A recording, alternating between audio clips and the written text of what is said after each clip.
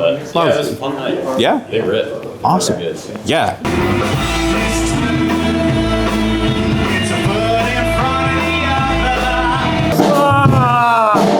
Played literally like one show up here.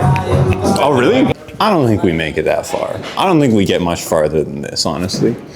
I'm already alive for a lot of stuff that I don't want to be alive for. If we just go down the line here, would y'all care to introduce yourselves? And my name's Elizabeth. I play bass. So you're filling in for tonight, yeah? Yeah, just filling in. Normally Martin's on bass and has some crazy bass lines, all finger stuff. Yeah. I'm more of a pick player and I play flats. I take it easy on my hands, my dainty little hands. So, yeah. I'm Johnny. I play the drums. I'm Brian. I sing and play guitar. I'm Zach, and I play the guitar as well. Kind of a lot of shit that we usually put on stage. Is it true you guys used to rehearse in a barn? Yeah? What's the situation with the barn? Well, I was living, I had moved up here. I was living in it was legitimately, it used to be an old gas station from like the 60s. So it was like 12 by 12. And on the property, there was a barn that the guy had like let us practice in. And so it was just this beat up old barn, and we got to practice there once a week and make some noise and, you know, make the neighbors a little upset. Brian, what's the verdict on disco balls? It's actually weird that you're wearing these earrings because I was gonna ask you about disco balls anyway, but now we're just here doing this. Yeah. Big fan. I like shiny, shimmery things, whether it's like the sun on water or a disco ball. It's kind of like a fish. Yeah.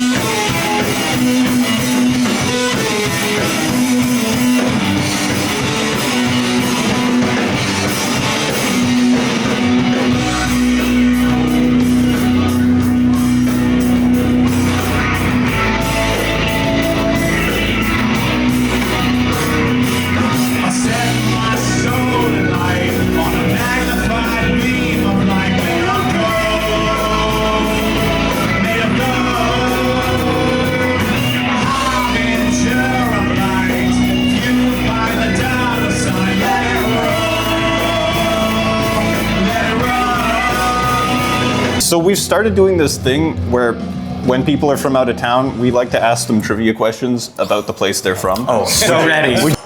If you were to take a swing at the state flower of Washington, do we have an answer for that? Yeah? No, I wrote it down. It's a rhododendron. Yeah. What about the state bird? Goldfinch. Wow, you're. Is it really? Yeah. Yes! Shawnee, let's go! This is like elementary, and this is all the knowledge left in my head. That's really need all the knowledge left in your head. history. All right. Okay, I got one more. On a national scale, a national being America, where does Washington rate in terms of apple production? Oh, it's number one. Holy shit. Yeah. So wait, do you guys just eat like a lot of apples? Oh, the best. They're Apple country. Yeah? From the east side of the state, we've got, it's beautiful. They make all sorts of new variations and stuff. That's wild. I fully thought the apple thing was going to be like a fun fact. Yeah, Y'all it's know huge about this. industry. Okay. What's the new one, the UW one? Is it the Cosmic Crisp? Yeah, they make the Cosmic Crisp. That That's sounds fucking delicious. phenomenal. It's incredible. Okay. Good apple. It's a good apple.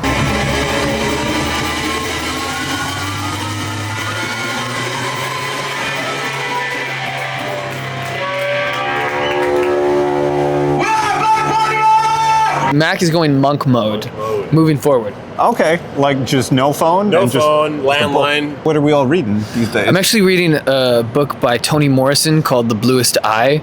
It's very, very tragic novel about internalized self-hatred because of racial discrimination. That went a direction I wasn't expecting. That was surprisingly profound. I was reading the script for the Minecraft movie. Did they release that? No, I was actually reading The Sun Also Rises by Ernest Hemingway. Oh, Hemingway's fun. I actually don't like it that much. It's not my. I'm actually not a big fan right now. TJ, what do you have to say about I want to be reading that. I get it. I'm rereading A Song of Ice and Fire. I've read enough big boy books in the last little while, so having a little fun reading about dragons and shit. We're playing 8-ball pool, yeah? No, I was playing April Fool, but currently I am reading The Passenger by Cormac McCarthy. Very good. Yo, Mungo! On this fucking roof. What have you been reading lately? I don't know.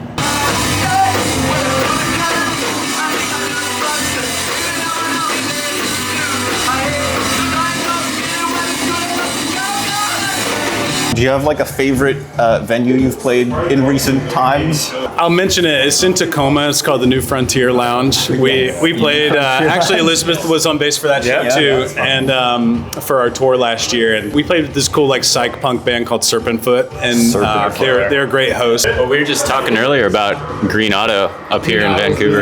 Yeah, sick spot. Central Saloon was really cool just because It's a classic in Seattle. Nirvana, Soundgarden. Yeah, they all played there, so they've got all like the bills on the wall from like the '90s, like from the bands and the like the bills that they had, and it was just all these like legendary bands played there. So that was just cool because it like all these legends played on that stage. So it was rad. Probably La Voyeur, honestly. On that show, a lot happened to me. I had a radio receiver for my bass, broke off halfway through the show. I wound up in the crowd at one time, and I handed water to a girl, and she poured it on my head, which was exactly what I wanted her to do. I handed her the water, and she understood the assignment, just boom. And I was like, it was hot in there. Yeah. It was steamy, yeah.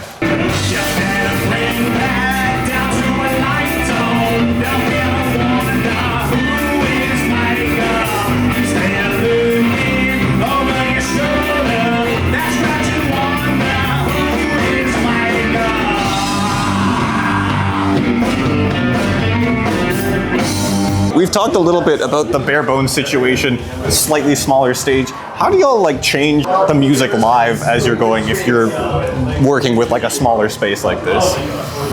We try to like, I guess, just fit to the room a little bit because we do have a lot of gear that comes with the show and like the production and sound and stuff, and just helps us put on kind of a more intricate gig. But sometimes you get into a space where it's like it feels a little more raw, and like you just lean into more of the energy than like maybe Wills and Bessels or Bells and Whistles. And so Fast songs. yeah, and so like tonight we kind of were looking at our stuff we brought. It's like we don't need to use like our in-ear monitor rig or like some other stuff. Like we have keys on songs that Zach plays, and it's like I think we can just shred this one out and like get sweaty and get in the crowd with people. And so just I don't know. More times than not, we do use our fuller setup because I think it's our best show. But like you get in the right room, you kind of make a strategy decision, you know.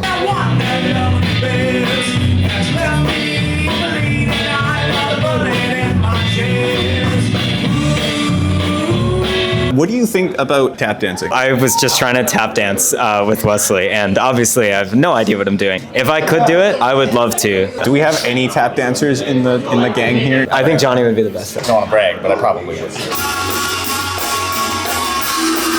What's your take on helium balloons? Helium balloons freak me out. Leave them on the ground where they belong. Brian, what's the verdict on rubber boots? Like kind of the waterproof ones that you might like go in the water with, like and like talk to ducks or something. Yeah, just talk to ducks or fish or whatever. Yeah, they serve a clear function and have utility, so I'm a fan.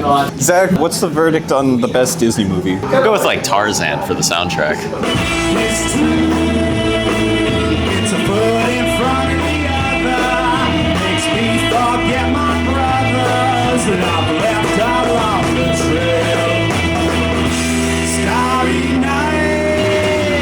Half this band came from a Craigslist ad, as I understand it. Zach, what's the best thing you've ever got off Craigslist? I'm a big Craigslist fan. I get Craigslist. I get a lot of my items off of Craigslist. I think my motorcycle was probably my favorite. Aside from your bassist and drummer, what's the best thing you ever got off Craigslist? Hey, I was on Craigslist too. Oh, you? Everybody's come off Craigslist. At this point, yeah. You know what? I scratched the motorcycle. Checker Blues. Yeah, not on Craigslist. When I was moving out of my house in North Carolina with my family, I found a house in Boulder, Colorado, and that's where I first moved to. And it was like $400 a month, and so having that price in Boulder, Colorado, for those who know out there, was pretty outrageous. So when I was dead broke and could only fit what I could fit in like a Mazda hatchback car, it's like I need a cheap rent. Best thing you've ever got off Craigslist? I've never gotten anything off Craigslist other than Checker Blue. That was it, and I swear, Craigslist, it scares me. I don't go on it. It scares you. I got a job. I've applied for jobs and stuff, but I never got it. Yeah, I never Jobs. got anything. I know. We're using Craigslist for very different things. Best thing we've ever got off Craigslist? Money.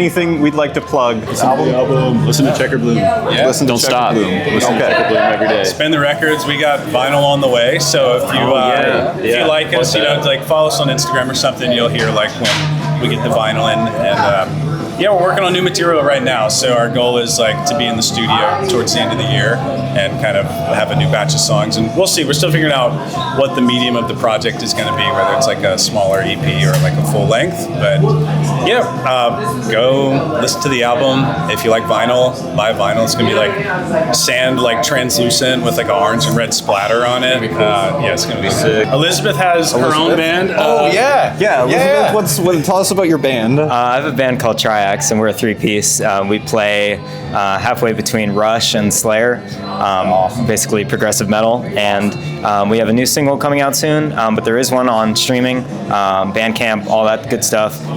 TRIACS, and the new single is called Pyramids. My first time mixing and mastering a release. So I'm really hoping that people like it, but so far the reception has been great. So yeah, if you're into progressive rock, definitely check Triax out. Amazing. I got one more for you. Yeah. So Zach's a recording engineer. He did our whole album, by the way. So if you like the album and you're a musician, you would probably like working with Zach. So Zach Makes Records is his Instagram, and he's quickly become one of like the strongest producers, engineers in Bellingham, and people are coming to work with him. So yeah, if you listen to the album and you like it, hit this guy up.